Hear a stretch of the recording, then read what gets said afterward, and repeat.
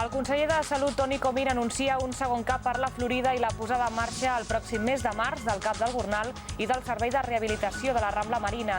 Uns anuncis que ha fet avui el titular de Salut durant la seva visita a l'Hospitalet. Bona tarda.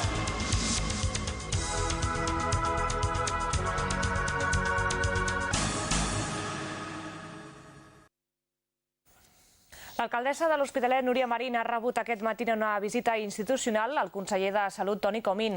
Durant la reunió ha parlat amb la Federació d'Associacions de Veïns i els grups municipals per posar en comú quines són les necessitats de l'actual xarxa assistencial de la ciutat. La gran prioritat del Departament de Salut, ha explicat Comín, és la posada en marxa de les noves instal·lacions a l'Hospital de Bellvitge. Aquest any s'invertiran 13 milions d'euros, la inversió més important del Departament de Salut. Es preveia anar equipant, vol dir quiròfans, vol dir unitats de cures intensives, anar equipant l'Hospital de Bellvitge d'una manera més paulatina i la decisió que hem pres des del Departament de Salut, també arran de la visita que vam fer amb l'alcaldessa en el nou hospital, va ser accelerar. Perquè la idea és en 3 anys poder tenir efectivament finalitzat aquest equipament, aquests quiròfans, aquestes UCIs de Bellvitge. Jo crec que és una gran notícia, deia, pel sistema de salut de Catalunya. És un dels pilars del nostre terciarisme, Bellvitge. Durant la visita del conseller Toni Comín també ha donat a conèixer quines són les actuacions que es faran properament a la ciutat. Les més immediates, l'obertura del nou CAP del Gornal i el servei de rehabilitació del CAP de la Marina a Bellvitge. La llista d'actuacions pendents en sanitat a la ciutat és llarga, però avui s'han resolt molts dels compromisos que havien quedat parats.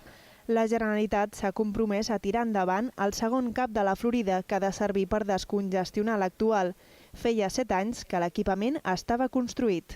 Se'ns ha confirmat avui que realment així es farà, per tant jo crec que aquesta és una bona notícia, sobretot i principalment per als veïns i veïnes d'aquest entorn, i ara hem de posar fil a l'agulla per veure quan serà possible que el CAP, el segon CAP del barri de la Florida, pugui ser obert. És un dels compromisos que el conseller de Salut, Toni Comín, ha explicat a veïns i veïnes durant la visita a l'edifici que acollirà a partir d'aquest mes de març el nou CAP del Gornal.